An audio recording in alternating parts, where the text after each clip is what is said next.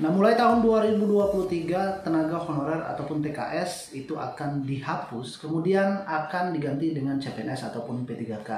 Dan ini membuka sinyal bahwasanya tahun depan, tahun 2023, untuk CPNS dan juga P3K ini akan dibuka secara besar-besaran. Nah, bagaimana dengan Polsuspas atau Promosi Penjahatanan? Apakah beralih dari CPNS menjadi P3K? Kemudian apa sih yang membedakan antara CPNS dan P3K itu? Akan kita bahas lengkap di video ini. Assalamualaikum warahmatullahi wabarakatuh. Bertemu lagi dengan aku Mili Umri dan tentu masih di channel Mr. Mili. Nah, di video ini kita akan bahas berkaitan dengan isu yang banyak berkembang bahwasanya tahun 2023 itu akan dibuka kembali CPNS dan juga P3K.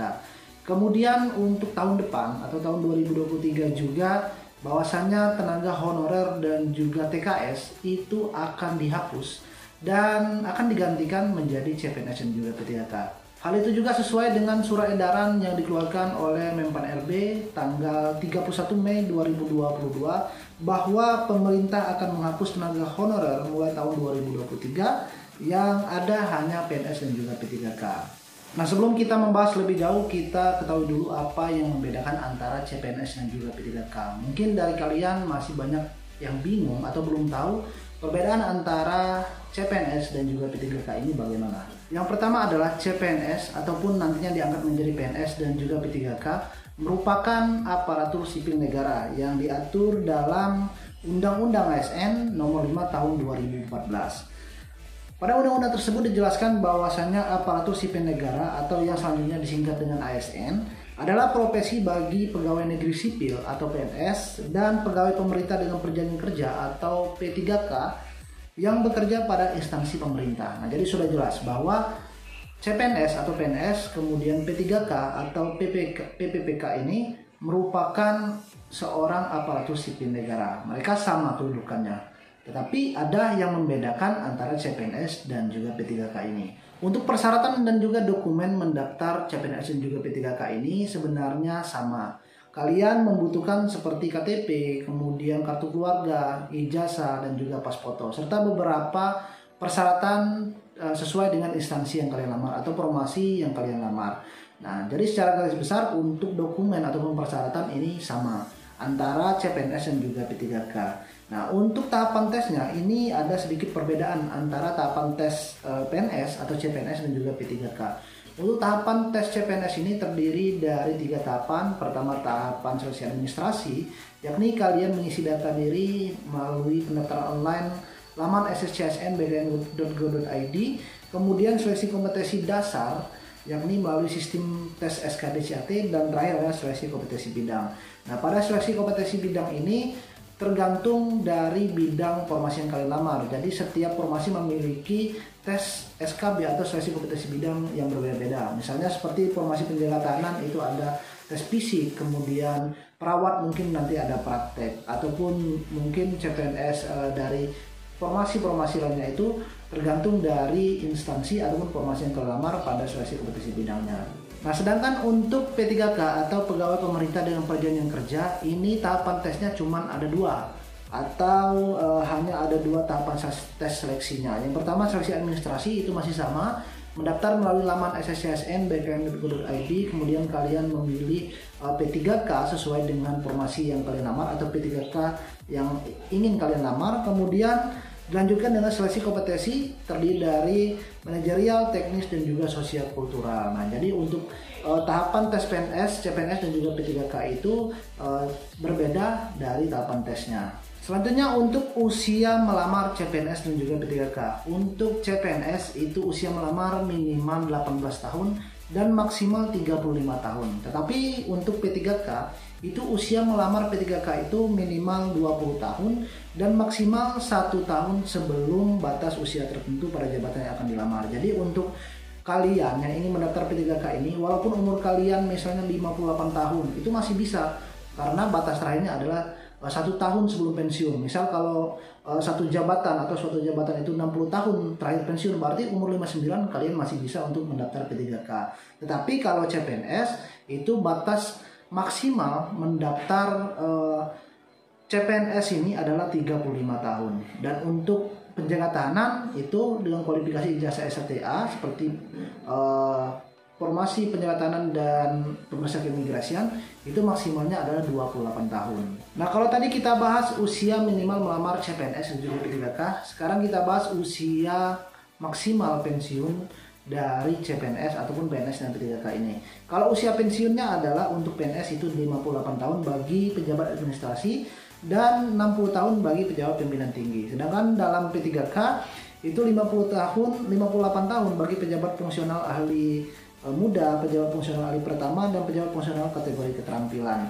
Dan 60 tahun bagi pejabat pimpinan tinggi dan pejabat fungsional media. Sedangkan 65 tahun bagi yang memangku jabatan fungsional ahli utama. Nah, jadi itu yang membedakan antara batas usia pensiun kemudian batas minimal dari melamar CPNS dan juga P3K ini. Nah, selanjutnya dari segi kedudukan antara CPNS dan juga P3K ini, untuk PNS itu bisa menduduki seluruh jabatan pemerintah, sedangkan untuk P3K hanya bisa menduduki jenis jabatan yang dapat diisi oleh P3K yang tentunya diatur dengan peraturan presiden dan keputusan Menteri Pan-RB nomor 76 tahun 2022. Nah, nanti untuk P3K ini hanya bisa menjabat satu tempat atau satu jabatan, sedangkan untuk PNS itu bisa menduduki berbagai jabatan yang ada di pemerintahan. Nah, itu yang membedakan antara kedudukannya.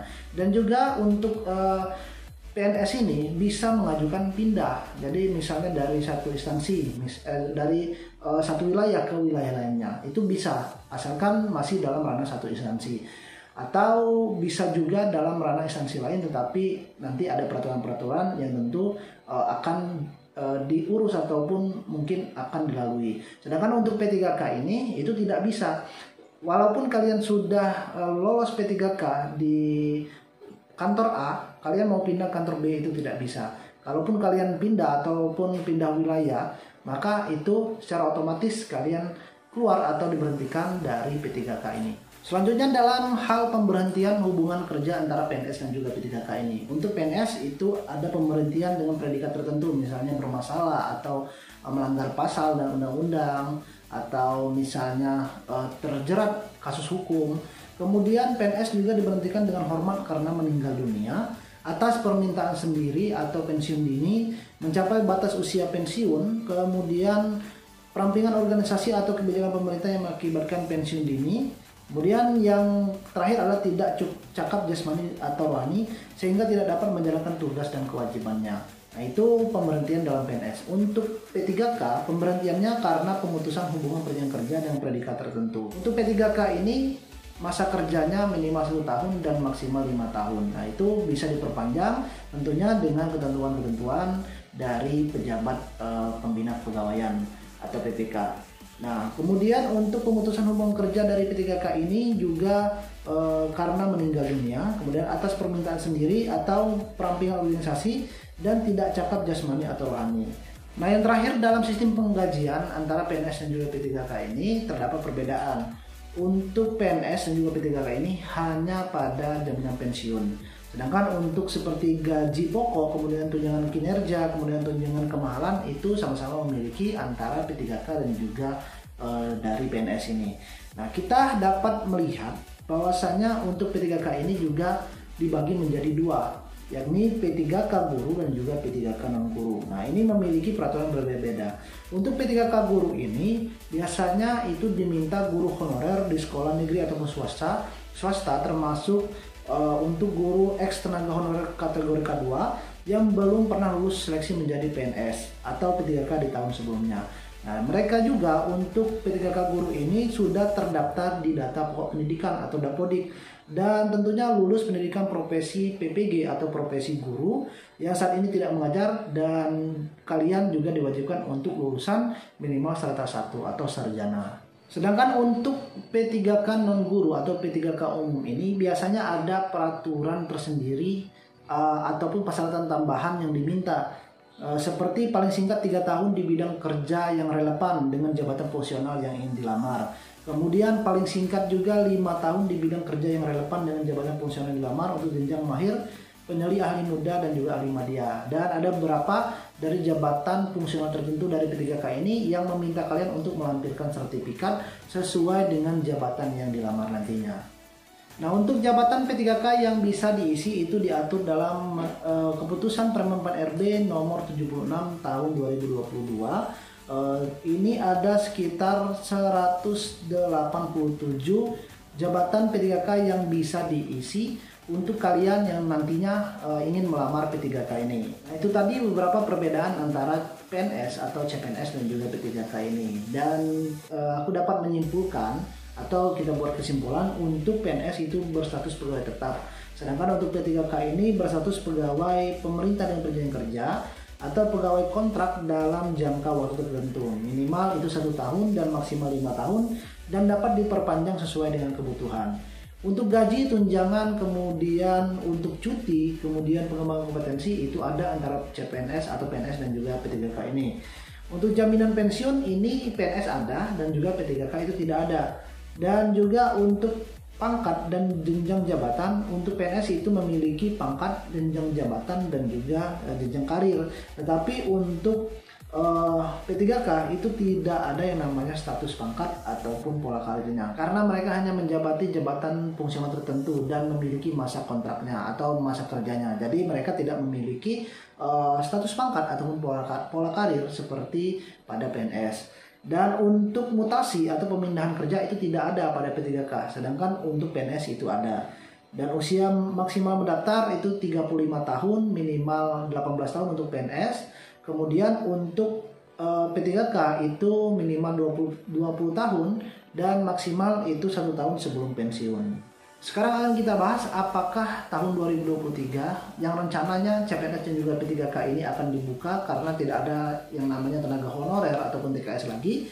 Dan untuk formasi penjabatan atau Kursuspas dari instansi Kementerian Hukum dan Asasi Manusia atau Kemenkumham ini apakah beralih dari CPNS dan juga beralih CPNS ke P3K. Nah, jika seandainya Polsuspas atau formasi Polsuspas ini dari CPNS beralih ke P3K itu sangat-sangat tidaklah relevan.